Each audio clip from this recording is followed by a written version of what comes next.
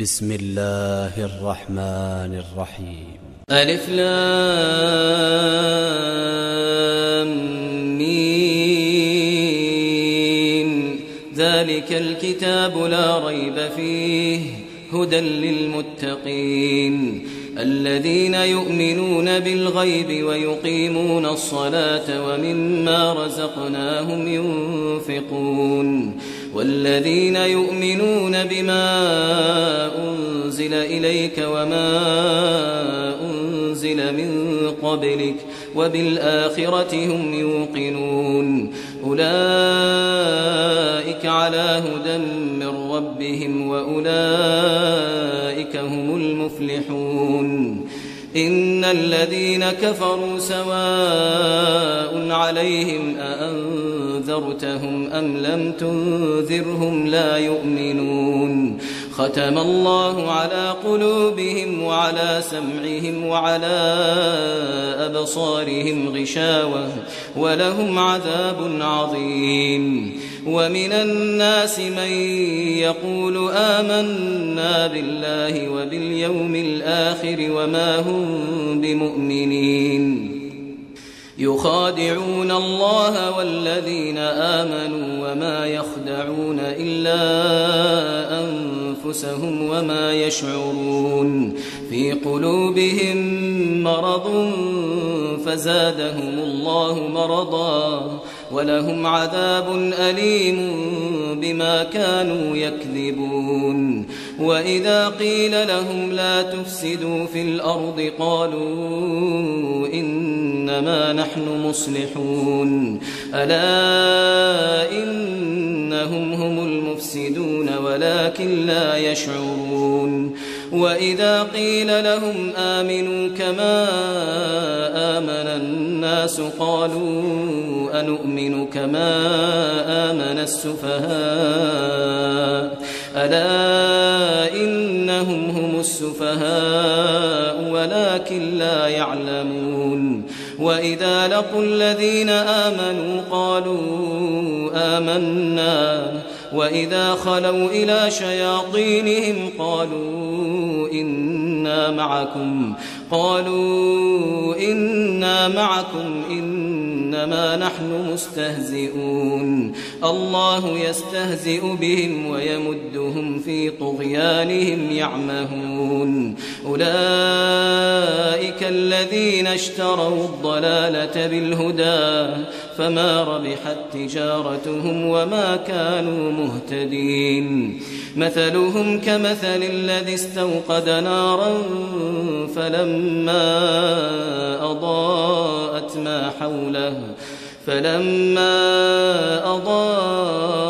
ما حوله ذهب الله بنورهم وتركهم في ظلمات لا يبصرون. صم بكم عمي فهم لا يرجعون. أو كصيب من السماء فيه ظلمات ورعد وبرق يجعلون أصابعهم في آذانهم من الصواعق حذر الموت والله محيط بالكافرين. يكاد البرق يخطف أبصارهم كلما أضاء لهم مشوا فيه وإذا أظلم عليهم قاموا ولو شاء الله لذهب بسمعهم وأبصارهم إن الله على كل شيء قدير. يا أيها الناس اعبدوا ربكم الذي خلقكم والذين من قبلكم لعلكم تتقون. الذي جعل لكم الأرض فراشا والسماء بناء وأنزل من السماء ماء فأخرج به من الثمرات رزقا لكم فلا تجعلوا لله أندادا وأنتم تعلمون. وإن كنتم في ريب مما نزلنا على عبدنا فأتوا بسورة من مثله فأتوا بسورة من مثله وادعوا شهداءكم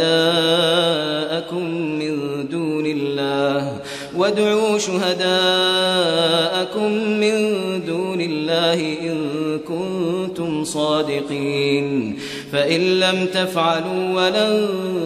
تفعلوا فاتقوا النار التي وقودها الناس والحجارة أعدت للكافرين وبشر الذين آمنوا وعملوا الصالحات أن لهم جنات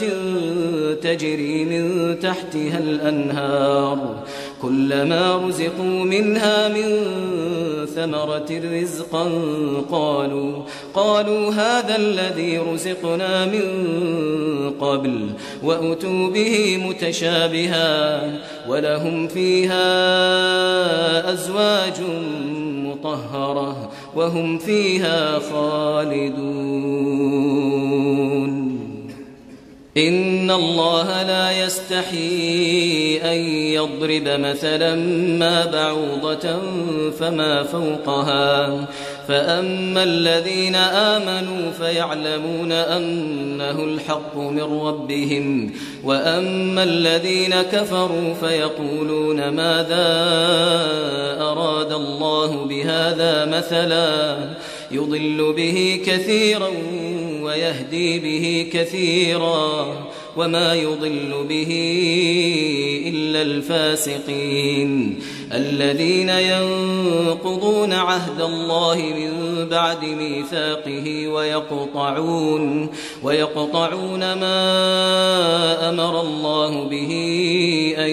يوصل ويفسدون في الأرض أولئك هم الخاسرون كيف تكفرون بالله وكنتم أمواتا فأحياكم ثم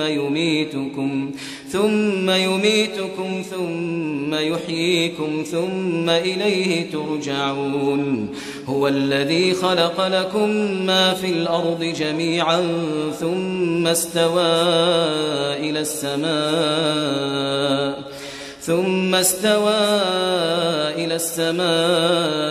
فسواهن 7 سماوات وهو بكل شيء عليم وإذ قال ربك للملائكة إني جاعل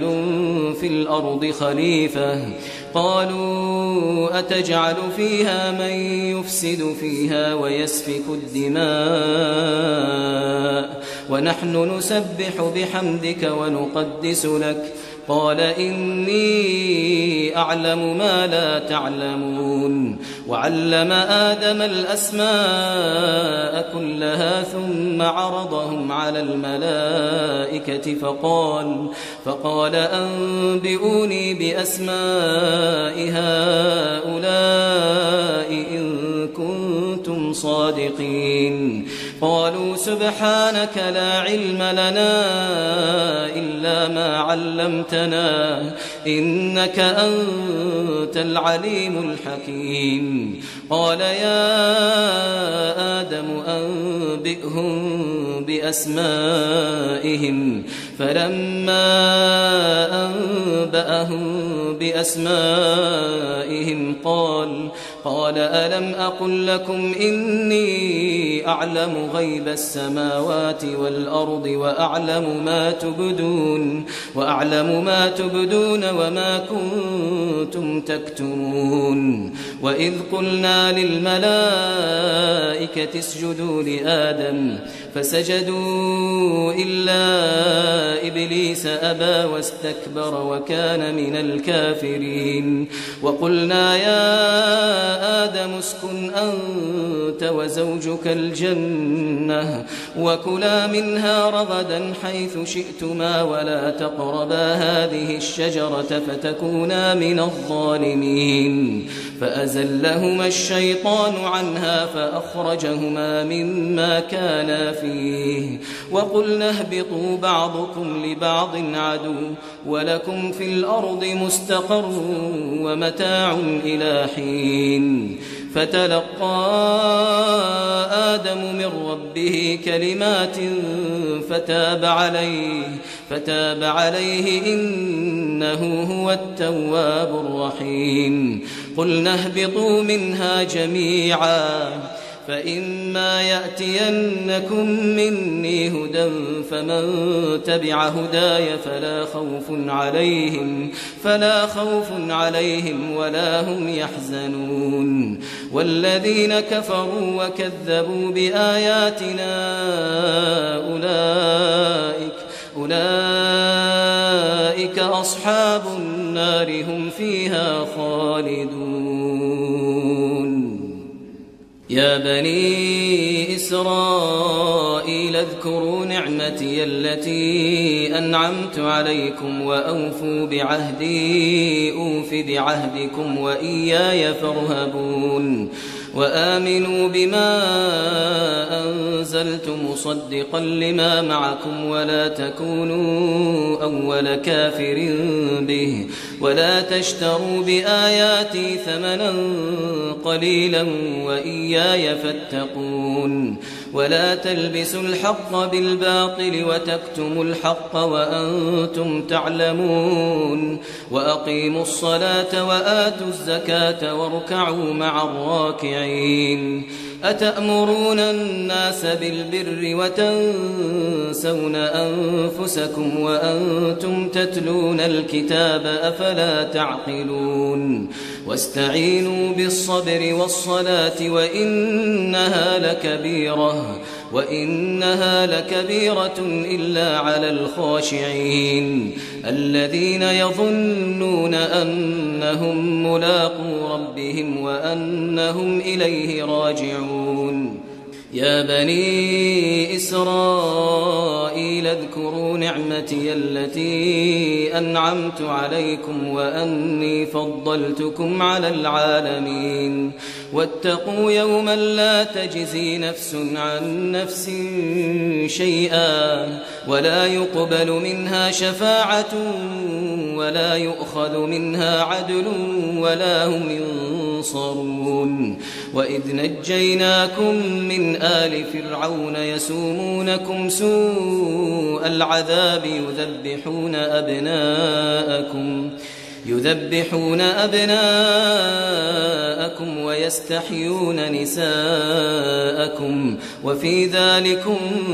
بلاء من ربكم عظيم وإذ فرقنا بكم البحر فأنجيناكم وأغرقنا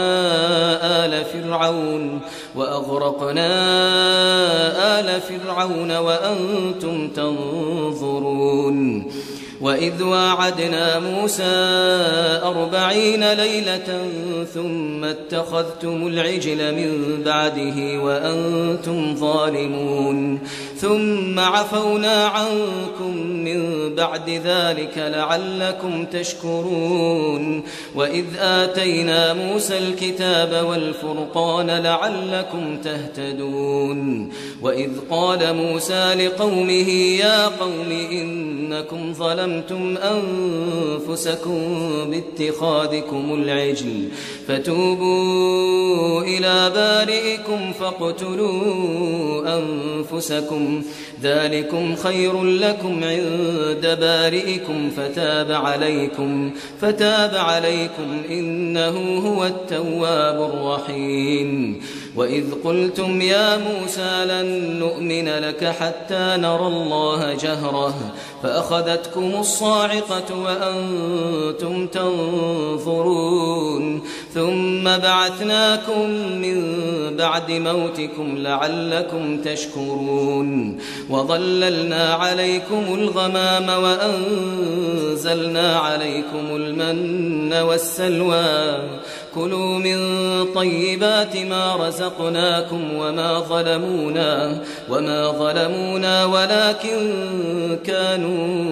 أنفسهم يظلمون وإذ قلنا ادخلوا هذه القرية فكلوا منها حيث شئتم رغدا وادخلوا الباب سجدا وقولوا حطة نغفر لكم خطاياكم وسنزيد المحسنين. فبدل الذين ظلموا قولا غير الذي قيل لهم فأنزلنا على الذين ظلموا رجزا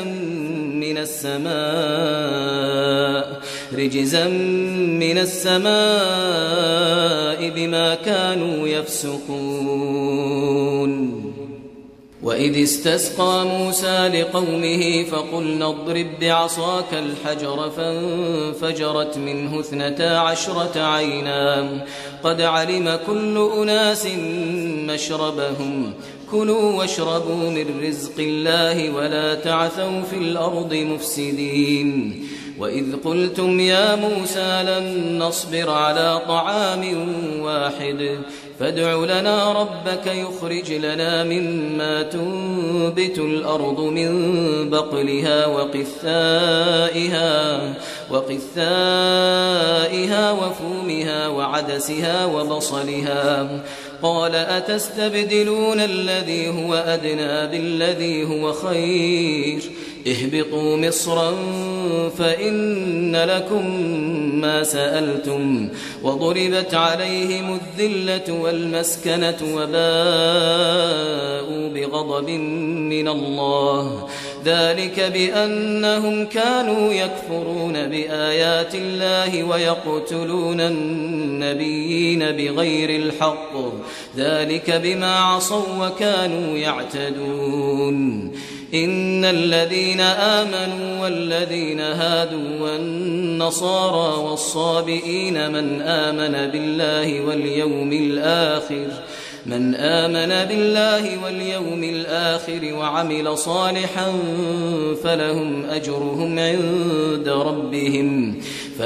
أجرهم عند ربهم ولا خوف عليهم ولا هم يحزنون. وإذ أخذنا ميثاقكم ورفعنا فوقكم الطور خذوا ما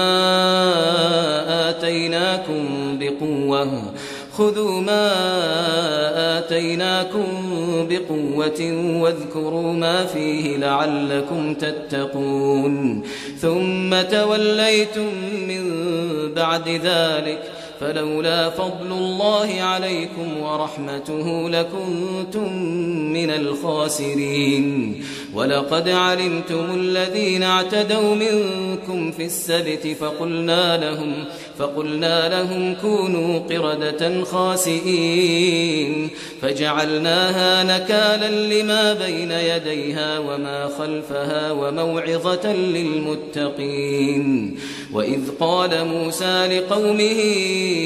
إن الله يأمركم أن تذبحوا بقرة قالوا أتتخذنا هزوا قال أعوذ بالله أن أكون من الجاهلين. قالوا ادع لنا ربك يبين لنا ما هي قال إنه يقول إنها بقرة لا فارض ولا بكر عوان بين ذلك فافعلوا ما تؤمرون. قالوا ادع لنا ربك يبين لنا ما لونها قال إنه يقول إنها بقرة صفراء فاقع لونها تسر الناظرين. قالوا ادع لنا ربك يبين لنا ما هي إن البقرة شابه علينا وإنا إن شاء الله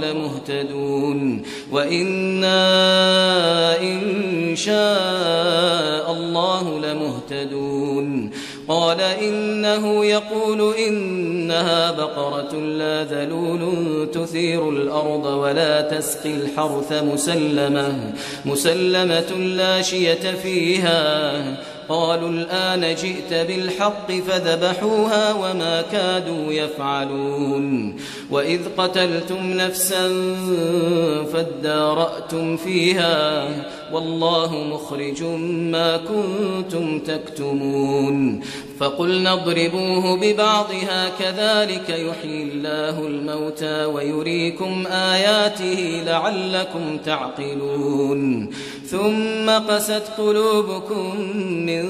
بعد ذلك فهي كالحجارة أو أشد قسوة وإن من الحجارة لما يتفجر منه الأنهار وإن منها لما يشقق فيخرج منه الماء وإن منها لما يهبط من خشية الله وما الله بغافل عما تعملون أفتطمعون أن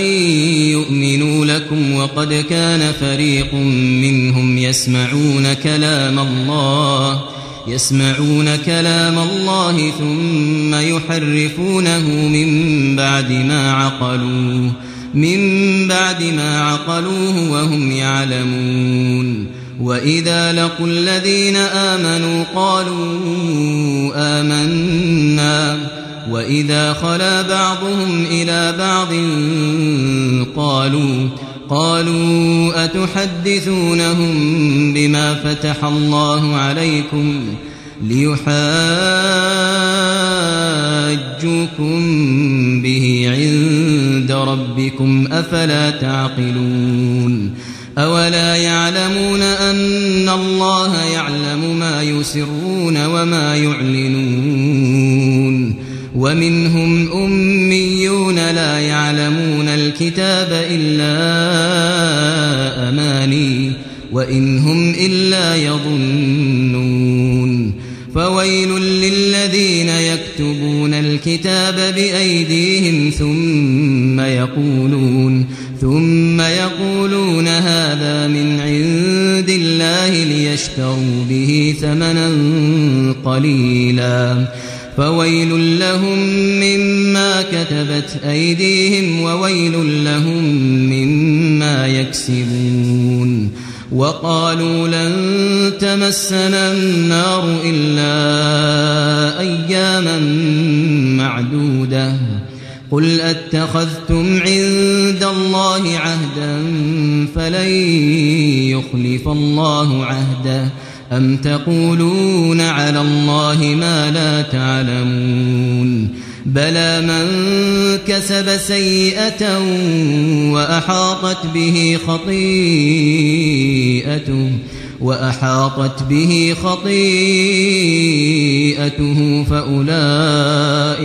فأولئك أصحاب النار هم فيها خالدون والذين آمنوا وعملوا الصالحات أولئك أصحاب الجنة هم فيها خالدون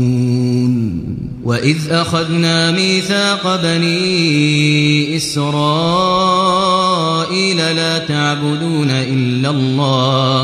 لا تعبدون إلا الله وبالوالدين إحسانا وذي القربى واليتامى والمساكين وقولوا للناس حسنا وأقيموا الصلاة وآتوا الزكاة ثم توليتم إلا قليلا منكم وأنتم معرضون وإذ أخذنا ميثاقكم لا تسفكون دماءكم ولا تخرجون أنفسكم من دياركم ثم أقررتم وأنتم تشهدون ثم أنتم هؤلاء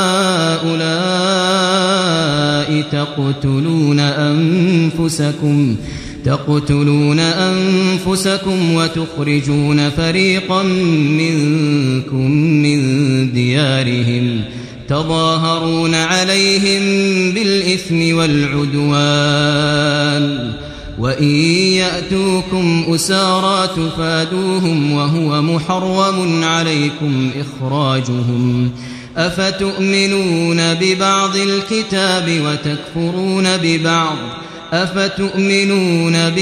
الكتاب وتكفرون ببعض فما جزاء من يفعل ذلك منكم إلا خزي في الحياة الدنيا ويوم القيامة يردون إلى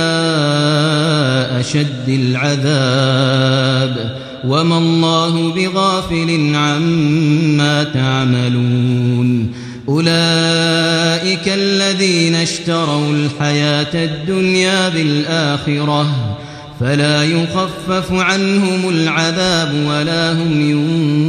ينصرون ولقد آتينا موسى الكتاب وقفينا من بعده بالرسل وآتينا عيسى ابن مريم البينات وأيدناه بروح القدس أفكلما جاءكم رسول بما لا تهوى أنفسكم استكبرتم ففريقا كذبتم وفريقا تقتلون وقالوا قلوبنا غلف بل لعنهم الله بكفرهم فقليلا ما يؤمنون ولما جاءهم كتاب من عند الله مصدق لما معهم وكانوا من قبل يستفتحون على الذين كفروا فلما جاءهم ما عرفوا كفروا به فلعنة الله على الكافرين بئس ما اشتروا به أنفسهم أن يكفروا بما أنزل الله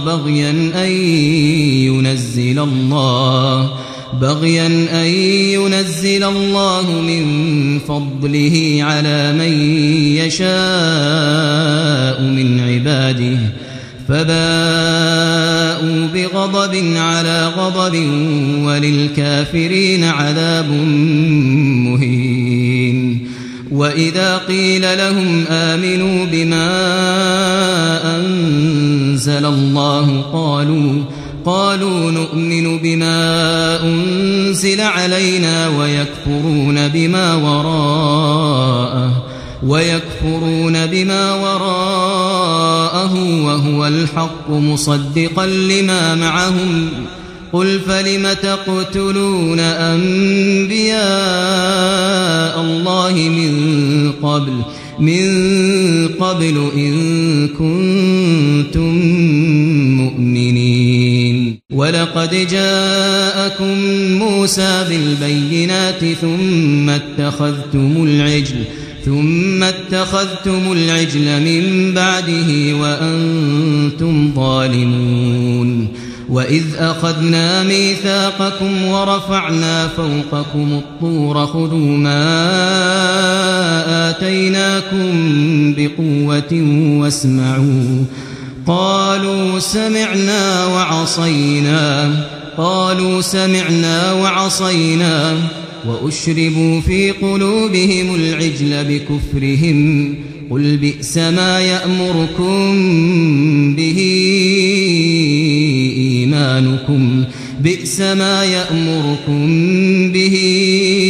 إيمانكم إن كنتم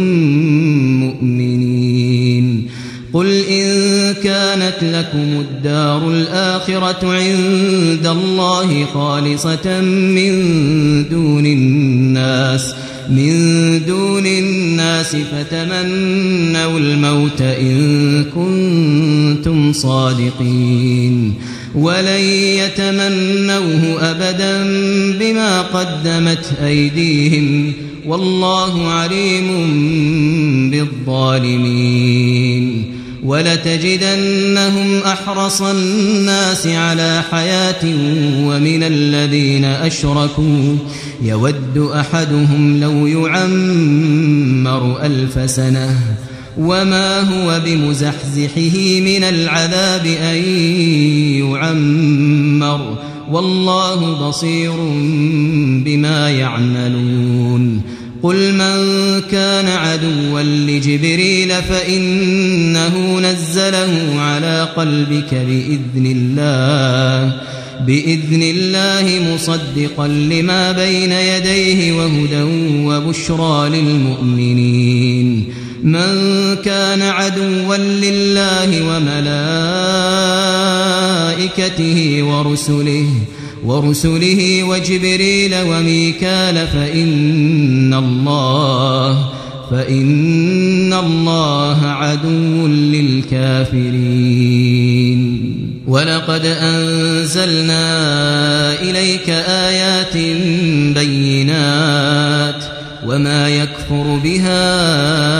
إلا الفاسقون أوكلما عاهدوا عهدا نبذه فريق منهم بل أكثرهم لا يؤمنون ولما جاءهم رسول من عند الله مصدق لما معهم نبذ فريق من الذين أوتوا الكتاب كتاب الله وراء ظهورهم كأنهم لا يعلمون واتبعوا ما تتلو الشياطين على ملك سليمان وما كفر سليمان ولكن الشياطين كفروا يعلمون الناس السحر وما أنزل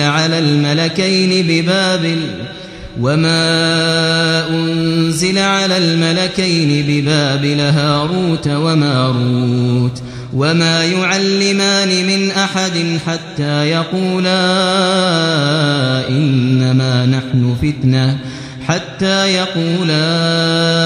إنما نحن فتنة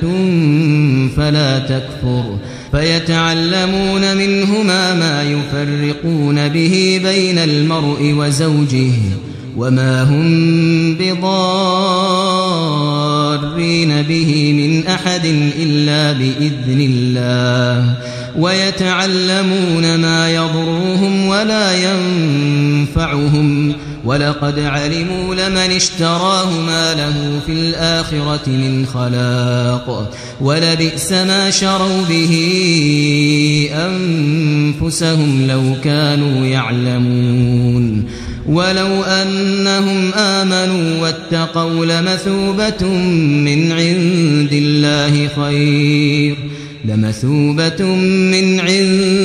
الله خير لو كانوا يعلمون يا أيها الذين آمنوا لا تقولوا راعنا وقولوا انظرنا واسمعوا وللكافرين عذاب أليم ما يود الذين كفروا من أهل الكتاب ولا المشركين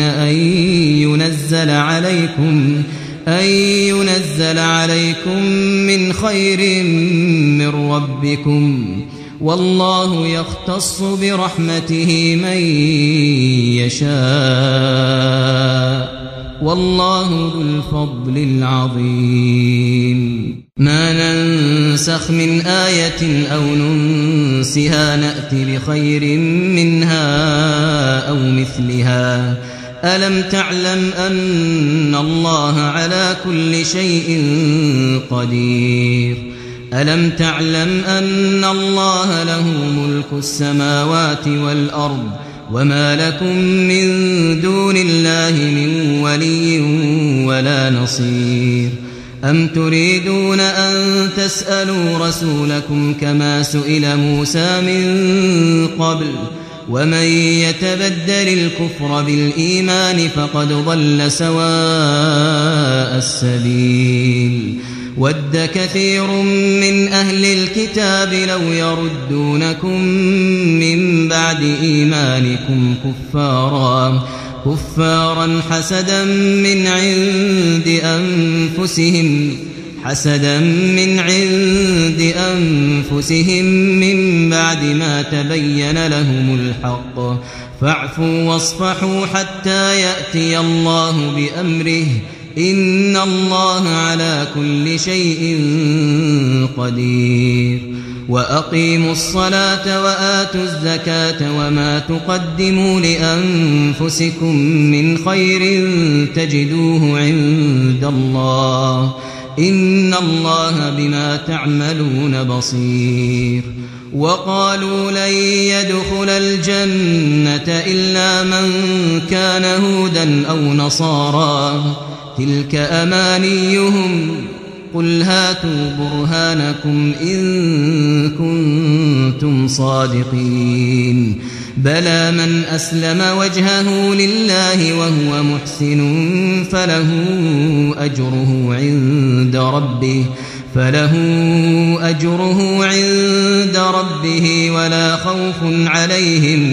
ولا خوف عليهم ولا هم يحزنون وقالت اليهود ليست النصارى على شيء وقالت النصارى ليست اليهود على شيء وهم يتلون الكتاب كذلك قال الذين لا يعلمون مثل قولهم فالله يحكم بينهم يوم القيامة فيما كانوا فيه يختلفون ومن أظلم ممن منع مساجد الله أن يذكر فيها اسمه وسعى في خرابها أولئك ما كان لهم أن يدخلوها إلا خائفين لهم في الدنيا خزي ولهم في الآخرة عذاب عظيم ولله المشرق والمغرب فأينما تولوا فثم وجه الله إن الله واسع عليم وقالوا اتخذ الله ولدا سبحانه بل له ما في السماوات والأرض كل له قانتون بديع السماوات والأرض وإذا قضى أمرا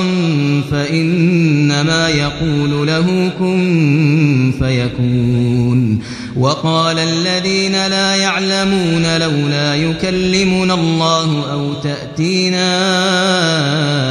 آية كذلك قال الذين من قبلهم مثل قولهم تشابهت قلوبهم قد بينا الآيات لقوم يوقنون إنا أرسلناك بالحق بشيرا ونذيرا ولا تسأل عن أصحاب الجحيم ولن ترضى عنك اليهود ولا النصارى حتى تتبع ملتهم قل إن هدى الله هو الهدى ولئن اتبعت أهواءهم بعد الذي جاءك من العلم ما لك من الله من ولي ولا نصير الذين آتيناهم الكتاب يتلونه حق تلاوته أولئك يؤمنون به ومن يكفر به فأولئك هم الخاسرون يا بني إسرائيل اذكروا نعمتي التي أنعمت عليكم وأني فضلتكم على العالمين واتقوا يوما لا تجزي نفس عن نفس شيئا ولا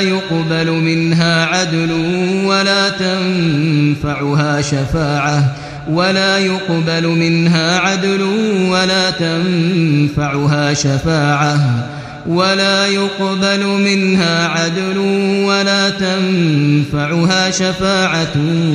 ولا هم ينصرون وإذ ابتلى إبراهيم ربه بكلمات فأتمهن قال إني جاعلك للناس إماما قال ومن ذريتي قال لا ينال عهد الظالمين وإذ جعلنا البيت مثابة للناس وأمنا واتخذوا من مقام إبراهيم مصلى وعهدنا إلى إبراهيم وإسماعيل أن طهرا بيتي للطائفين والعاكفين والركع السجود وإذ قال إبراهيم رب اجعل هذا بلدا آمنا وارزق أهله من الثمرات من آمن منهم بالله واليوم الآخر قال ومن كفر فأمتعه قليلا ثم أضطره إلى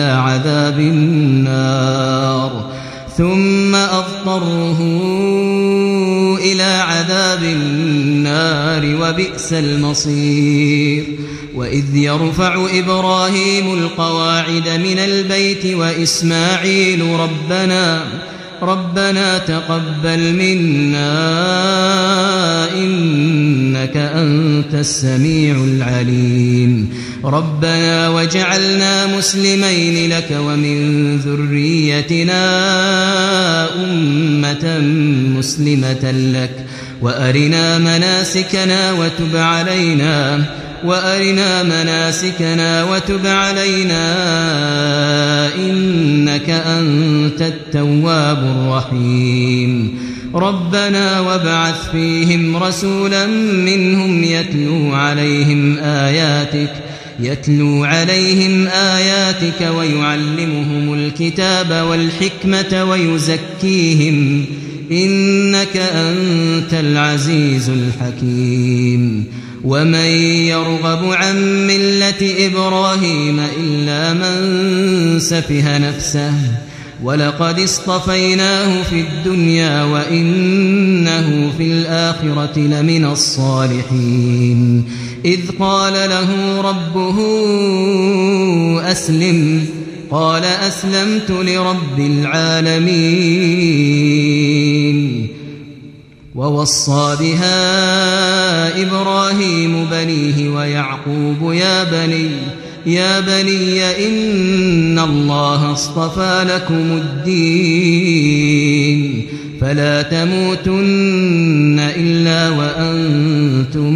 مسلمون أم كنتم شهداء إذ حضر يعقوب الموت إذ قال لبنيه ما تعبدون من بعدي قالوا نعبد إلهك وإله آبائك إبراهيم وإسماعيل وإسحاق إلها واحدا ونحن له مسلمون تلك أمة قد خلت لها ما كسبت ولكم ما كسبتم ولا تسألون عما كانوا يعملون وقالوا كونوا هودا أو نصارى تهتدوا قل بل ملة إبراهيم حنيفا وما كان من المشركين قولوا آمنا بالله وما أنزل إلينا وما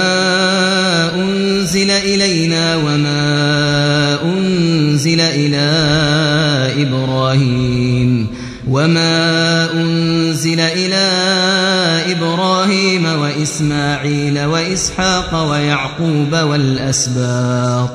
والأسباط وما أوتي موسى وعيسى وما أوتي النبيون من ربهم لا نفرق بين أحد منهم ونحن له مسلمون فإن آمنوا بمثل ما آمنتم به فقد اهتدوا وإن تولوا فإنما هم في شقاق فسيكفيكهم الله وهو السميع العليم صبغة الله ومن أحسن من الله صبغة ونحن له عابدون قل أتحاجوننا في الله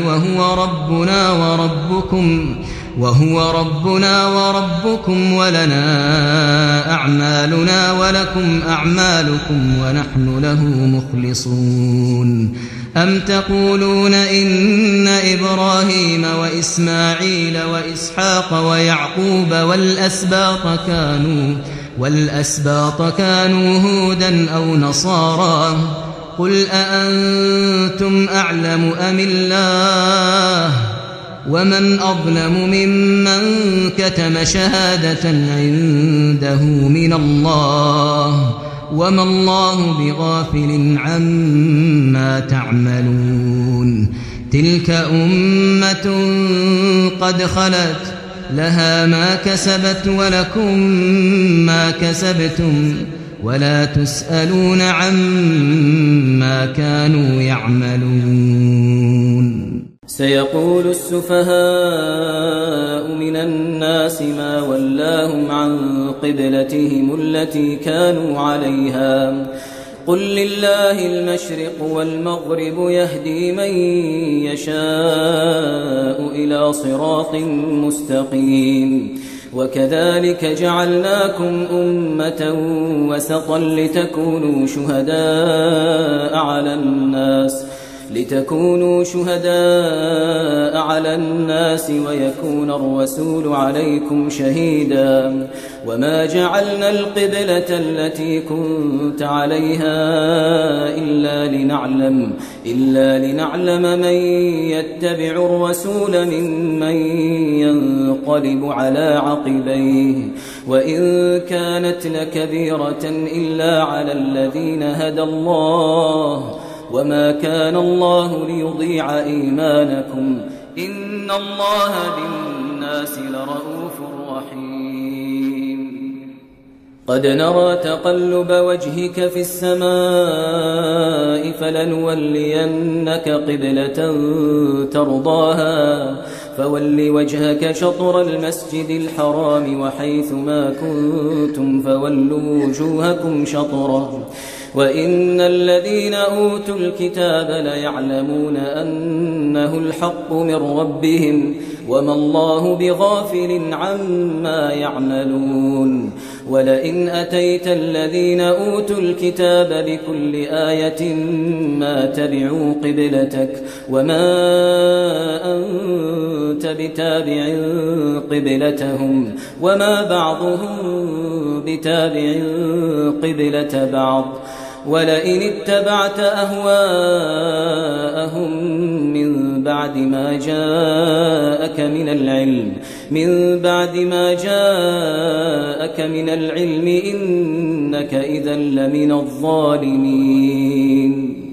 الذين آتيناهم الكتاب يعرفونه كما يعرفون أبناءهم وإن فريقا منهم ليكتمون الحق وهم يعلمون الحق من ربك فلا تكونن من الممترين ولكل وجهة هو موليها فاستبقوا الخيرات أينما تكونوا يأتي بكم الله جميعا إن الله على كل شيء قدير ومن حيث خرجت فول وجهك شطر المسجد الحرام وإنه للحق من ربك وما الله بغافل عما تعملون ومن حيث خرجت فول وجهك شطر المسجد الحرام وحيث ما كنتم فولوا وجوهكم شطره لئلا يكون للناس عليكم حجة إلا الذين ظلموا منهم فلا تخشوهم فاخشوهم واخشوني ولأتم نعمتي عليكم ولعلكم تهتدون كما أرسلنا فيكم رسولا منكم يتلو عليكم آياتنا ويزكيكم ويعلمكم الكتاب والحكمة ويعلمكم ما لم تكونوا تعلمون فاذكروني أذكركم واشكروا لي ولا تكفرون يا أيها الذين آمنوا استعينوا بالصبر والصلاة إن الله مع الصابرين ولا تقولوا لمن يقتل في سبيل الله أموات بل أحياء ولكن لا تشعرون ولنبلونكم بشيء من الخوف والجوع ونقص من الأموال والأنفس والثمرات وبشر الصابرين الذين إذا أصابتهم مصيبة قالوا إنا لله وإنا إليه راجعون أولئك عليهم صلوات من ربهم ورحمة وأولئك هم المهتدون إن الصفا والمروة من شعائر الله فمن حج البيت أو اعتمر فلا جناح عليه أن يطوف بهما ومن تطوع خيرا فإن الله شاكر عليم إن الذين يكتمون ما أنزلنا من البينات والهدى من بعد ما بيناه للناس في الكتاب أولئك يلعنهم الله ويلعنهم اللاعنون إلا الذين تابوا وأصلحوا وبينوا فأولئك أتوب عليهم وأنا التواب الرحيم إن الذين كفروا وماتوا وهم كفار أولئك عليهم لعنة الله والملائكة والناس أجمعين خالدين فيها لا يخفف عنهم العذاب ولا هم ينظرون وإلهكم إله واحد لا إله إلا هو الرحمن الرحيم إن في خلق السماوات والأرض واختلاف الليل والنهار والفلك التي تجري في البحر بما ينفع الناس وما أنزل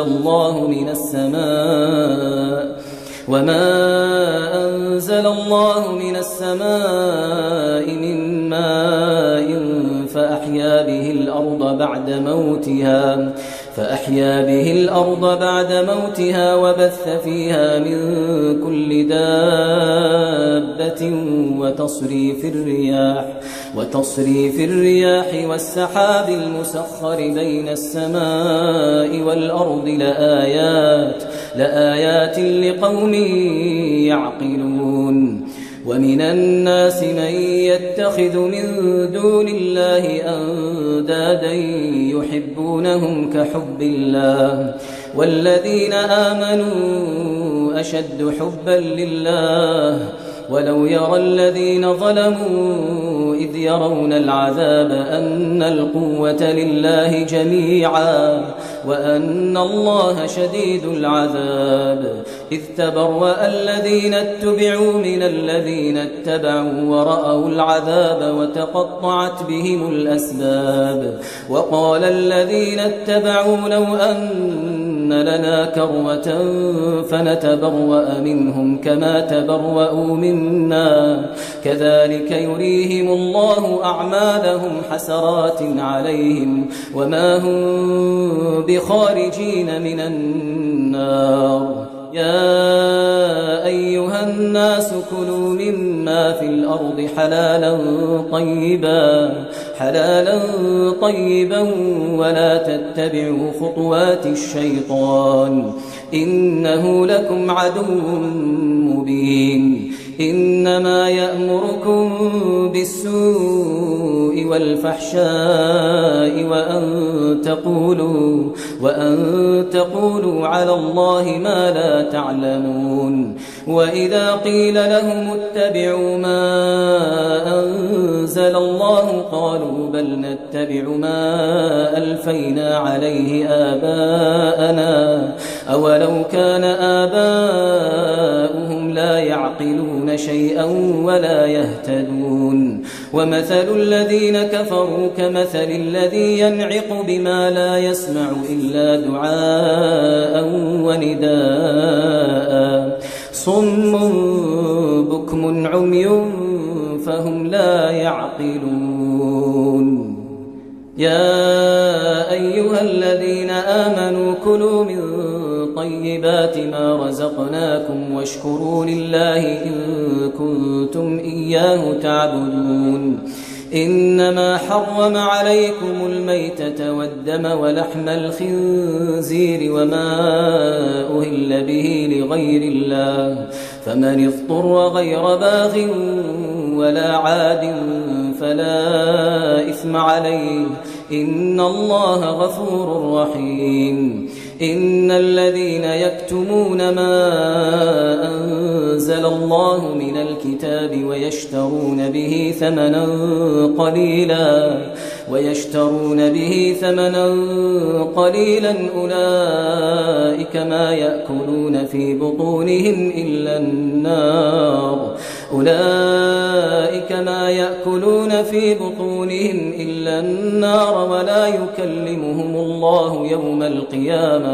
ولا يكلمهم الله يوم القيامة ولا يزكيهم ولهم عذاب أليم أولئك الذين اشتروا الضلالة بالهدى والعذاب بالمغفرة فما أصبرهم على النار ذلك بأن الله نزل الكتاب بالحق وإن الذين اختلفوا في الكتاب لفي شقاق بعيد ليس البر أن تولوا وجوهكم قبل المشرق والمغرب ولكن البر من آمن بالله واليوم الآخر والملائكة والكتاب والنبيين وآتى المال على حبه ذوي القربى واليتامى والمساكين وابن السبيل والسائلين وفي الرقاب وأقام الصلاة وآتى الزكاة والموفون بعهدهم إذا عاهدوا والصابرين في البأساء والضراء وحين البأس أولئك الذين صدقوا وأولئك هم المتقون يا أيها الذين آمنوا كتب عليكم القصاص في القتلى الحر بالحر والعبد بالعبد والأنثى بالأنثى فمن عفي له من أخيه شيء فاتباع بالمعروف وأداء إليه بإحسان ذلك تخفيف من ربكم ورحمة فمن اعتدى بعد ذلك فله عذاب أليم ولكم في القصاص حياة يا أولي الألباب لعلكم تتقون كتب عليكم إذا حضر أحدكم الموت إن ترك خيرا الوصية للوالدين والأقربين بالمعروف حقا على المتقين فمن بدله بعدما سمعه فإنما إثمه على الذين يبدلونه إن الله سميع عليم فمن خاف من موص جنفا أو إثما فأصلح بينهم فلا إثم عليه إن الله غفور رحيم. يا أيها الذين آمنوا كتب عليكم الصيام كما كتب على الذين من قبلكم لعلكم تتقون أياما معدودات فمن كان منكم مريضا أو على سفر فعدة من أيام أخر وعلى الذين يطيقونه فدية طعام مسكين فمن تطوع خيرا فهو خير له وأن تصوموا خير لكم إن كنتم تعلمون. شهر رمضان الذي أنزل فيه القرآن هدى للناس وبينات من الهدى والفرقان فمن شهد منكم الشهر فليصمه ومن كان مريضا أو على سفر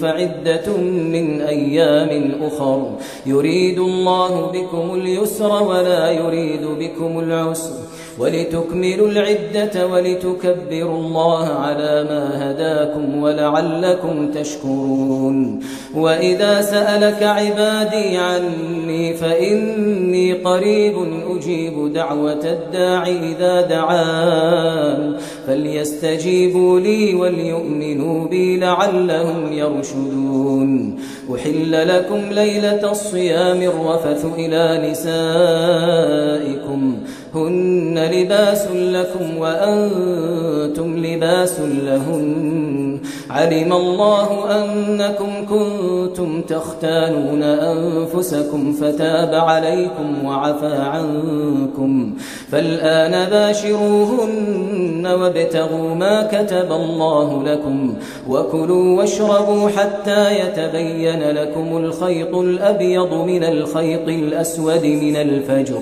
ثم أتموا الصيام إلى الليل ولا تباشروهن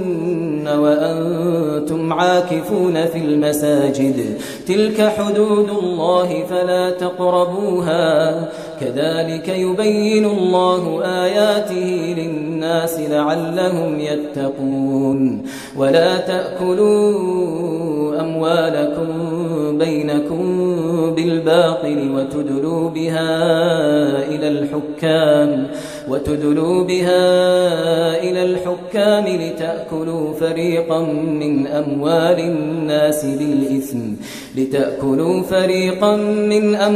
الناس بالإثم وأنتم تعلمون. يسألونك عن الأهلة قل هي مواقيت للناس والحج وليس البر بأن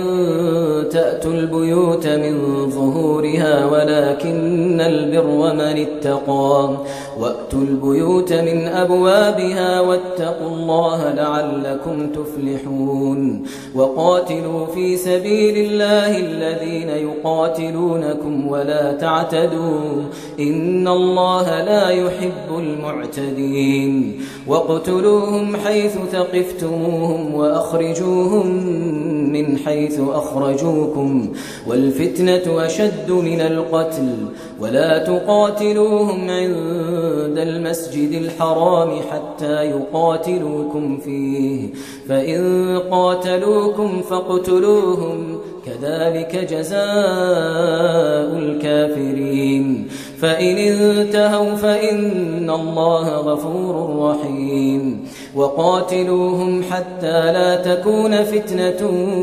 ويكون الدين لله فإن انتهوا فلا عدوان إلا على الظالمين. الشهر الحرام بالشهر الحرام والحرمات قصاص فمن اعتدى عليكم فاعتدوا عليه بمثل ما اعتدى عليكم واتقوا الله واعلموا أن الله مع المتقين وأنفقوا في سبيل الله ولا تلقوا بأيديكم إلى التهلكة وأحسنوا إن الله يحب المحسنين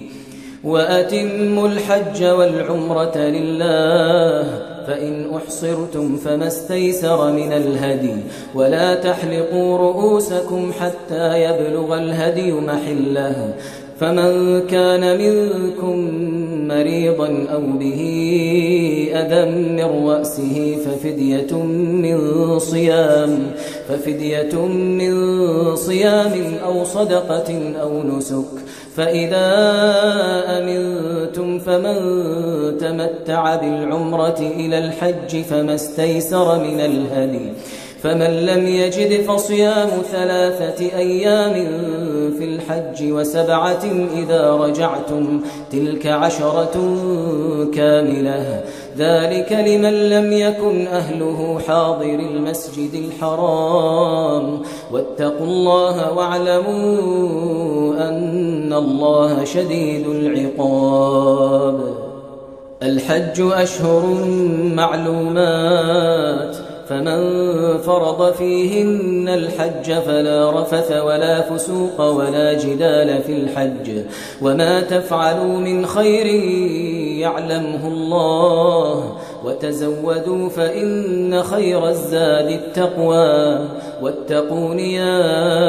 أولي الألباب ليس عليكم جناح أن تبتغوا فضلا من ربكم فإذا أفضتم من عرفات فاذكروا الله عند المشعر الحرام واذكروه كما هداكم وإن كنتم من قبله لمن الضالين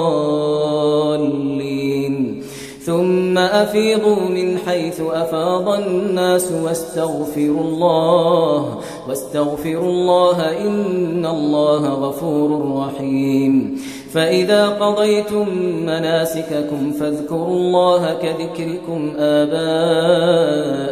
أو أشد ذكرا فمن الناس من يقول ربنا آتنا في الدنيا وما له في الآخرة من خلاق ومنهم من يقول ربنا آتنا في الدنيا حسنة وفي الآخرة حسنة وقنا عذاب النار أولئك لهم نصيب مما كسبوا والله سريع الحساب واذكروا الله في أيام معدودات فمن تعجل في يومين فلا إثم عليه ومن تأخر فلا إثم عليه لمن اتقى واتقوا الله واعلموا أنكم إليه تحشرون ومن الناس من يعجبك قوله في الحياة الدنيا ويشهد الله على ما في قلبه وهو ألد الخصام وإذا تولى سعى في الأرض ليفسد فيها ويهلك الحرث والنسل والله لا يحب الفساد وإذا قيل له اتق الله أخذته العزة بالإثم فحسبه جهنم ولبئس المهاد ومن الناس من يشري نفسه ابتغاء مرضات الله والله رؤوف بالعباد يا أيها الذين آمنوا ادخلوا في السلم كافة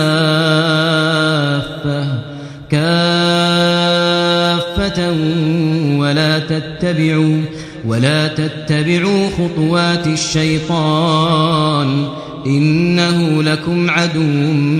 مبين فإن زللتم من بعد ما جاءتكم البينات فاعلموا أن الله عزيز حكيم. هل ينظرون إلا أن يأتيهم الله في ظلل من الغمام والملائكة وقضي الأمر وإلى الله ترجع الأمور. سل بني إسرائيل كم آتيناهم من آية بينة ومن يبدل نعمة الله من بعد ما جاءته فإن الله شديد العقاب. زين للذين كفروا الحياة الدنيا ويسخرون من الذين آمنوا والذين اتقوا فوقهم يوم القيامة والله يرزق من يشاء بغير حساب. كان الناس أمة واحدة فبعث الله النبيين مبشرين ومنذرين وأنزل معهم الكتاب بالحق ليحكم بين الناس فيما اختلفوا فيه وما اختلف فيه إلا الذين أوتوه من بعد ما جاءتهم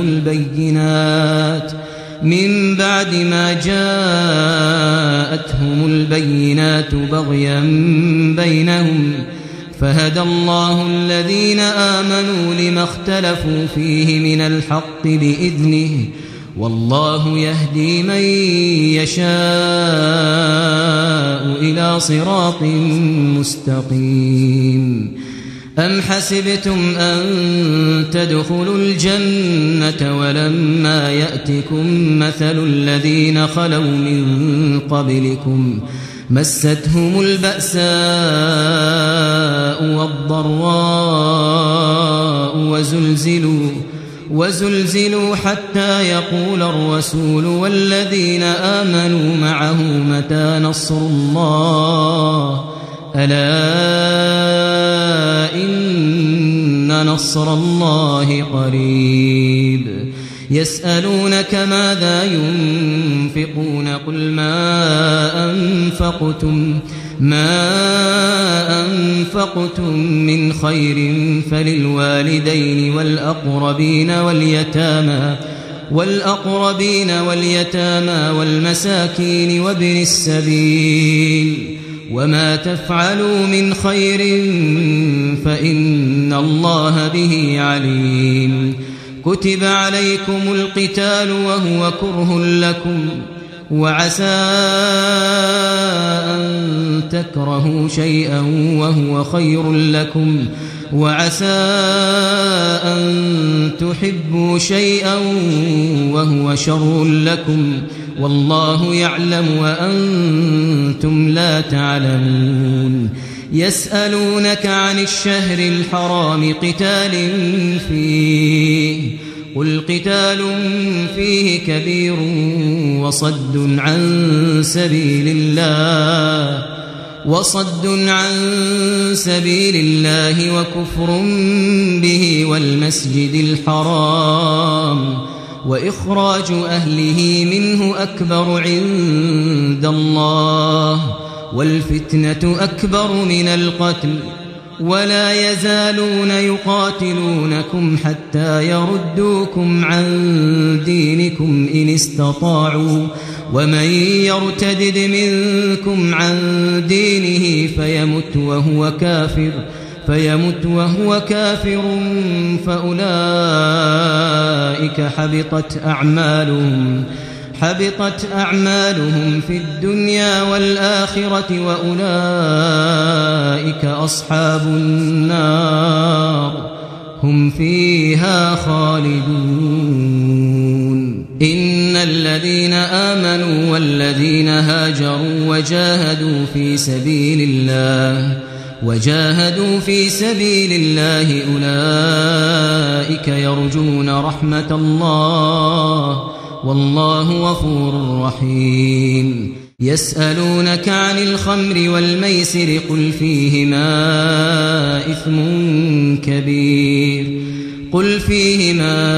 إثم كبير ومنافع للناس وإثمهما أكبر من نفعهما ويسألونك ماذا ينفقون قل العفو كذلك يبين الله لكم الآيات لعلكم تتفكرون في الدنيا والآخرة. ويسألونك عن اليتامى قل إصلاح لهم خير وإن تخالطوهم فإخوانكم والله يعلم المفسد من المصلح ولو شاء الله لأعنتكم إن الله عزيز حكيم. ولا تنكحوا المشركات حتى يؤمنوا ولأمة مؤمنة خير من مشركة ولو أعجبتكم ولا تنكحوا المشركين حتى يؤمنوا ولعبد مؤمن خير من مشرك ولو أعجبكم أولئك يدعون إلى النار والله يدعو إلى الجنة والمغفرة بإذنه ويبين آياته للناس لعلهم يتذكرون. ويسألونك عن المحيض قل هو أذى فاعتزلوا النساء في المحيض ولا تقربوهن حتى يطهرن فإذا تطهرن فأتوهن من حيث أمركم الله إن الله يحب التوابين ويحب المتطهرين. نساؤكم حرث لكم فأتوا حرثكم أنى شئتم وقدموا لأنفسكم واتقوا الله واعلموا أنكم ملاقوه وبشر المؤمنين. ولا تجعلوا الله عرضة لأيمانكم أن تبروا وتتقوا وتصلحوا بين الناس والله سميع عليم. لا يؤاخذكم الله باللغو في أيمانكم ولكن يؤاخذكم بما كسبت قلوبكم والله غفور حليم. للذين يؤلون من نسائهم تربص 4 أشهر فإن فاءوا فإن الله غفور رحيم. وإن عزموا الطلاق فإن الله سميع عليم. والمطلقات يتربصن بأنفسهن 3 قروء ولا يحل لهن أن يكتمن ما خلق الله في أرحامهن إن كن يؤمن بالله واليوم الآخر وبعولتهن أحق بردهن في ذلك إن أرادوا إصلاحا ولهن مثل الذي عليهن بالمعروف وللرجال عليهن درجة والله عزيز حكيم. الطلاق 2 فإمساك بمعروف أو تسريح بإحسان ولا يحل لكم أن تأخذوا مما آتيتموهن شيئا إلا أن يخافا ألا يقيما حدود الله فإن خفتم ألا يقيما حدود الله فلا جناح عليهما فيما افتدت به تلك حدود الله فلا تعتدوها ومن يتعد حدود الله فأولئك هم الظالمون فإن طلقها فلا تحل له من بعد حتى تنكح زوجا غيره فإن طلقها فلا جناح عليهما أن يتراجعا إن ظنا أن يقيما حدود الله وتلك حدود الله يبينها لقوم يعلمون وإذا طلقتم النساء فبلغن أجلهن فأمسكوهن بمعروف أو سرحوهن بمعروف ولا تمسكوهن ضرارا لتعتدوا ومن يفعل ذلك فقد ظلم نفسه ولا تتخذوا آيات الله هزوا واذكروا نعمة الله عليكم وما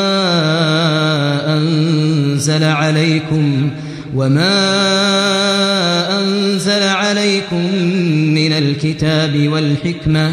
من الكتاب والحكمة يعظكم به واتقوا الله واعلموا أن الله بكل شيء عليم وإذا طلقتم النساء فبلغن أجلهن فلا تعضلوهن أن ينكحن أزواجهن إذا تراضوا بينهم بالمعروف ذلك يوعظ به من كان منكم يؤمن بالله واليوم الآخر ذلكم أزكى لكم وأطهر والله يعلم وأنتم لا تعلمون والوالدات يرضعن أولادهن حولين كاملين لمن أراد أن يتم الرضاعة وعلى المولود له رزقهن وكسوتهن بالمعروف لا تكلف نفس إلا وسعها لا تضار والدة بولدها ولا مولود له بولده وعلى الوارث مثل ذلك فإن أرادا فصالا عن تراض منهما وتشاور فلا جناح عليهما وإن أردتم أن تسترضعوا أولادكم فلا جناح عليكم إذا سلمتم ما آتيتم بالمعروف واتقوا الله واعلموا أن الله بما تعملون بصير والذين يتوفون منكم ويذرون أزواجا يتربصن بأنفسهن 4 أشهر وعشرا فإذا بلغن أجلهن فلا جناح عليكم فيما فعلن في أنفسهن بالمعروف والله بما تعملون خبير ولا جناح عليكم فيما عرضتم به من خطبة النساء أو أكننتم في أنفسكم علم الله أنكم ستذكرونهن ولكن لا تواعدوهن سرا إلا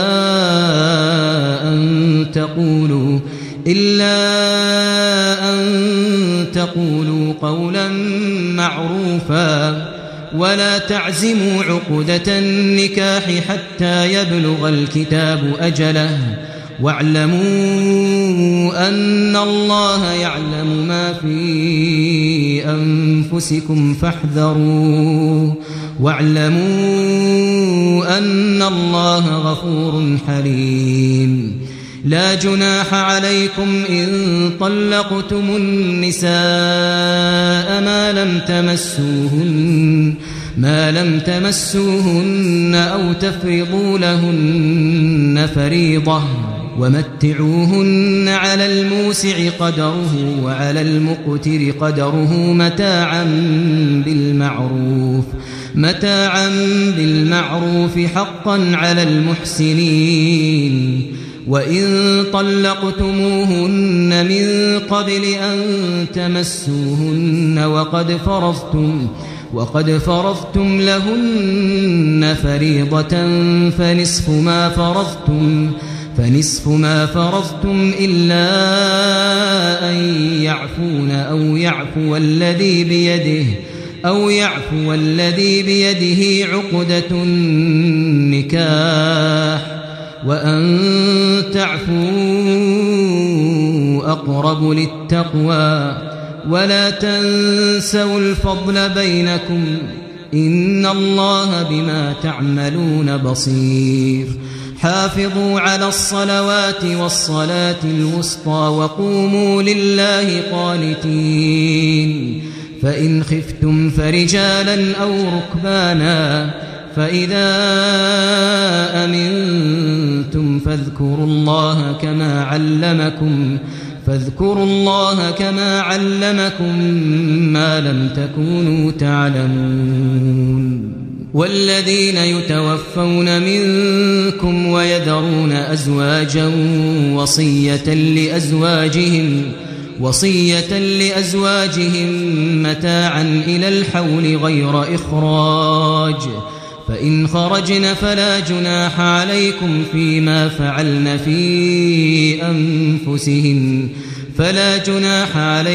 فيما فعلن في أنفسهن من معروف والله عزيز حكيم وللمطلقات متاع بالمعروف حقا على المتقين كذلك يبين الله لكم آياته لعلكم تعقلون ألم تر إلى الذين خرجوا من ديارهم وهم ألوف حذر الموت فقال لهم الله موتوا ثم أحياهم إن الله لذو فضل على الناس ولكن أكثر الناس لا يشكرون وقاتلوا في سبيل الله واعلموا أن الله سميع عليم من ذا الذي يقرض الله قرضا حسنا فيضاعفه له أضعافا كثيرة والله يقبض ويبسط وإليه ترجعون ألم تر إلى الملأ من بني إسرائيل من بعد موسى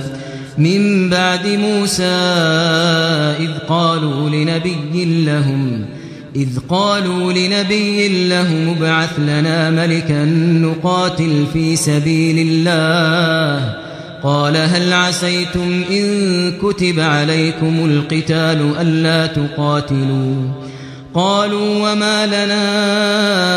ألا نقاتل في سبيل الله وقد أخرجنا من ديارنا وأبنائنا فلما كتب عليهم القتال تولوا إلا قليلا منهم والله عليم بالظالمين وقال لهم نبيهم إن الله قد بعث لكم طالوت ملكا قالوا أنى يكون له الملك علينا ونحن أحق بالملك منه ولم يؤت سعة من المال قال إن الله اصطفاه عليكم وزاده بسطة في العلم والجسم والله يؤتي ملكه من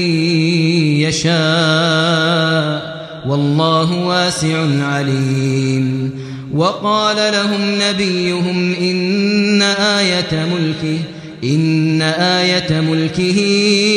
أن يأتيكم التابوت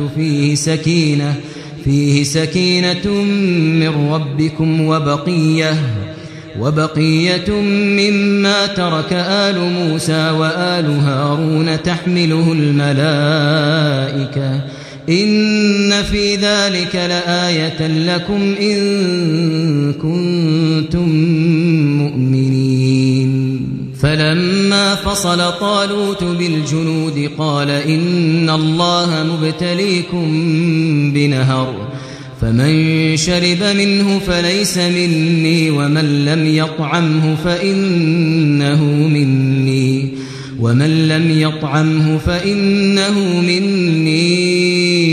إلا من اغترف غرفة بيده فشربوا منه إلا قليلا منهم. فلما جاوزه هو والذين آمنوا معه قالوا لا طاقة لنا اليوم بجالوت وجنوده. قال الذين يظنون أنهم ملاقو الله كم من فئة قليلة غلبت فئة كثيرة بإذن الله والله مع الصابرين. ولما برزوا لجالوت وجنوده قالوا ربنا أفرغ علينا صبرا وثبت أقدامنا وانصرنا على القوم الكافرين. فهزموهم بإذن الله وقتل داود جالوت وآتاه الله الملك والحكمة وعلمه مما يشاء. ولولا دفع الله الناس بعضهم ببعض لفسدت الأرض ولكن الله ذو فضل على العالمين. تلك آيات الله نتلوها عليك بالحق وإنك لمن المرسلين. تلك الرسل فضلنا بعضهم على بعض منهم من كلم الله ورفع بعضهم درجات وآتينا عيسى ابن مريم البينات وأيدناه بروح القدس ولو شاء الله ما اقتتل الذين من بعد ما جاءتهم البينات ولكن اختلفوا فمنهم من آمن ومنهم من كفر ولو شاء الله ما اقتتلوا ولكن الله يفعل ما يريد. يا أيها الذين آمنوا أنفقوا مما رزقناكم من قبل أن يأتي يوم لا بيع فيه ولا خلة ولا شفاعة والكافرون هم الظالمون. الله لا إله إلا هو الحي القيوم لا تأخذه سنة ولا نوم له ما في السماوات وما في الأرض من ذا الذي يشفع عنده إلا بإذنه يعلم ما بين أيديهم وما خلفهم ولا يحيطون بشيء من علمه إلا بما شاء وسع كرسيه السماوات والأرض ولا يؤوده حفظهما وهو العلي العظيم. لا إكراه في الدين قد تبين الرشد من الغي فمن يكفر بالطاغوت ويؤمن بالله فقد استمسك بالعروة الوثقى لا انفصام لها، والله سميع عليم. الله ولي الذين آمنوا يخرجهم من الظلمات إلى النور، والذين كفروا أولياؤهم الطاغوت يخرجونهم من النور إلى الظلمات، أولئك أصحاب النار هم فيها خالدون. ألم تر إلى الذي حاج إبراهيم في ربه أن آتاه الله الملك، إذ قال إبراهيم ربي الذي يحيي ويميت، قال أنا أحيي وأميت. قال إبراهيم فإن الله يأتي بالشمس من المشرق فأت بها من المغرب، فبهت الذي كفر والله لا يهدي القوم الظالمين. أو كالذي مر على قرية وهي خاوية على عروشها، قال أنى يحيي هذه الله بعد موتها، فأماته الله 100 عام ثم بعثه، قال كم لبثت؟ قال لبثت يوما أو بعض يوم، قال بل لبثت 100 عام فانظر إلى طعامك وشرابك لم يتسنه، وانظر إلى حمارك ولنجعلك آية للناس، وانظر إلى العظام كيف ننشزها ثم نكسوها لحما، فلما تبين له قال أعلم أن الله على كل شيء قدير. وإذ قال إبراهيم رب أرني كيف تحيي الموتى، قال أولم تؤمن؟ قال بلى ولكن ليطمئن قلبي، قال فخذ 4 من الطير فصرهن إليك ثم اجعل على كل جبل منهن جزءا ثم ادعهن يأتينك سعيا، واعلم أن الله عزيز حكيم. مثل الذين ينفقون أموالهم في سبيل الله كمثل حبة أنبتت 7 سنابل في كل سنبلة 100 حبة، والله يضاعف لمن يشاء والله واسع عليم. الذين ينفقون أموالهم في سبيل الله ثم لا يتبعون ما أنفقوا منا ولا أذى لهم أجرهم عند ربهم ولا خوف عليهم ولا هم يحزنون. قول معروف ومغفرة خير من صدقة يتبعها أذى، والله غني حليم. يا أيها الذين آمنوا لا تبطلوا صدقاتكم بالمن والأذى كالذي ينفق ماله رئاء الناس ولا يؤمن بالله واليوم الآخر، فمثله كمثل صفوان عليه تراب فأصابه وابل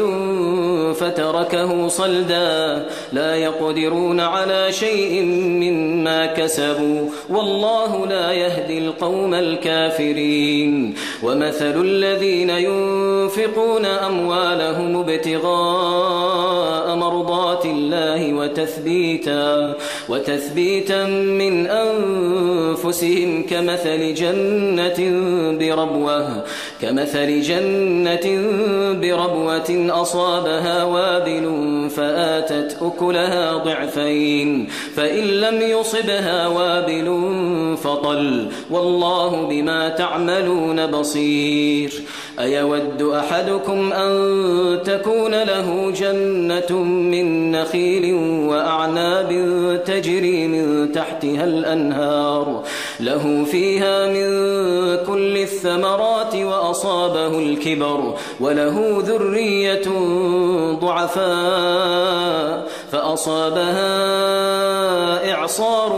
فيه نار فاحترقت كذلك يبين الله لكم الآيات لعلكم تتفكرون يا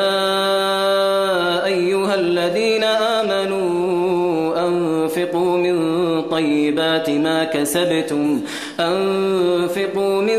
طيبات ما كسبتم ومما أخرجنا لكم من الأرض ولا تيمموا الخبيث منه تنفقون ولستم بآخذيه إلا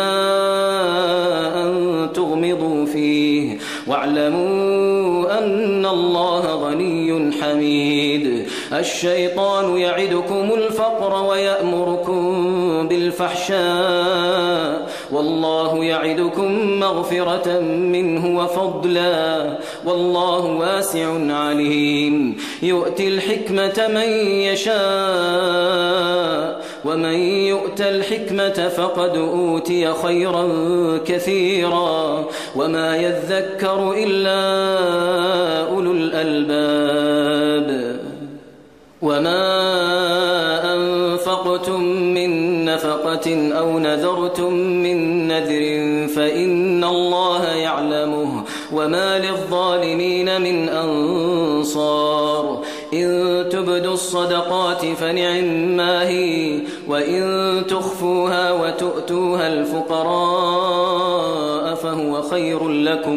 فهو خير لكم ويكفر عنكم من سيئاتكم والله بما تعملون خبير ليس عليك هداهم ولكن الله يهدي من يشاء وما تنفقوا من خير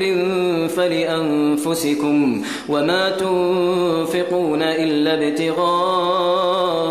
وجه الله وما تنفقوا من خير يوفى إليكم وأنتم لا تظلمون للفقراء الذين أحصروا في سبيل الله لا يستطيعون ضربا في الأرض يحسبهم الجاهل أغنياء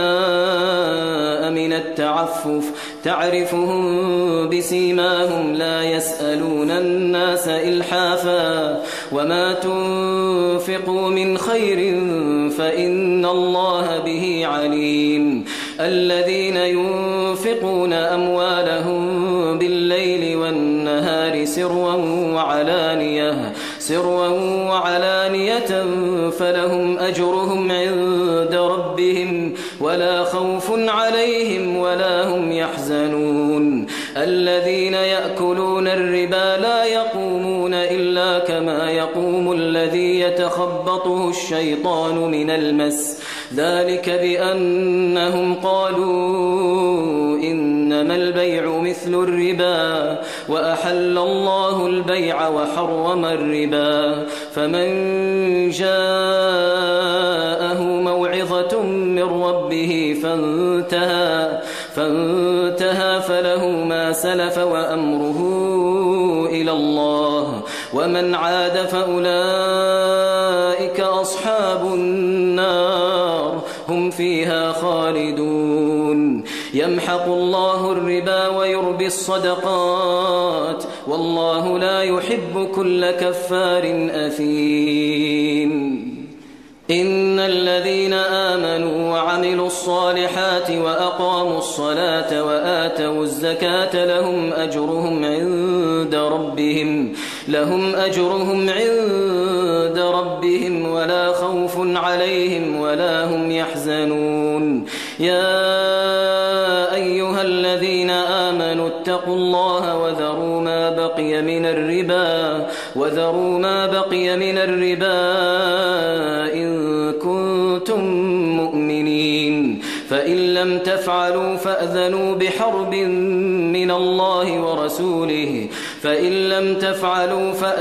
بحرب من الله ورسوله وإن تبتم فلكم رؤوس أموالكم لا تظلمون ولا تظلمون وإن كان ذو عسرة فنظرة إلى ميسرة وأن تصدقوا خير لكم إن كنتم تعلمون واتقوا يوما ترجعون فيه إلى الله ثم توفى كل نفس ما كسبت وهم لا يظلمون. يا أيها الذين آمنوا إذا تداينتم بدين إلى أجل مسمى فاكتبوه وليكتب بينكم كاتب بالعدل ولا يأب كاتب أن يكتب كما علمه الله فليكتب وليملل الذي عليه الحق وليتق الله ربه ولا يبخس منه شيئا فإن كان الذي عليه الحق سفيها أو ضعيفا أو لا يستطيع أن يمل هو فليملل وليه بالعدل واستشهدوا شهيدين من رجالكم فإن لم يكونا رجلين فرجل وامرأتان ممن ترضون من الشهداء أن تضل إحداهما فتذكر إحداهما الأخرى ولا يأبى الشهداء إذا ما دعوا ولا تسأموا أن تكتبوه صغيرا أو كبيرا إلى أجله ذلكم أقسط عند الله وأقوم للشهادة وأدنى ألا ترتابوا إلا أن تكون تجارة حاضرة تديرونها بينكم فليس عليكم جناح ألا تكتبوها وأشهدوا إذا تبايعتم ولا يضار كاتب ولا شهيد وإن تفعلوا فإنه فسوق بكم واتقوا الله ويعلمكم الله والله بكل شيء عليم. وإن كنتم على سفر ولم تجدوا كاتبا فرهان مقبوضة فإن أمن بعضكم بعضا فليؤدي الذي اؤتمن أمانته وليتق الله ربه ولا تكتموا الشهادة ومن يكتمها فإنه آثم قلبه والله بما تعملون عليم. لله ما في السماوات وما في الأرض وإن تبدوا ما في أنفسكم أو تخفوه يحاسبكم به الله فيغفر لمن يشاء ويعذب من يشاء والله على كل شيء قدير. آمن الرسول بما أنزل إليه من ربه والمؤمنون كل آمن بالله وملائكته وكتبه ورسله لا نفرق بين أحد من رسله وقالوا سمعنا وأطعنا غفرانك ربنا وإليك المصير. لا يكلف الله نفسا إلا وسعها لها ما كسبت وعليها ما اكتسبت ربنا لا تؤاخذنا إن نسينا أو أخطأنا ربنا ولا تحمل علينا إصرا كما حملته على الذين من قبلنا ربنا ولا تحملنا ما لا طاقة لنا به واعف عنا واغفر لنا وارحمنا أنت مولانا فانصرنا على القوم الكافرين.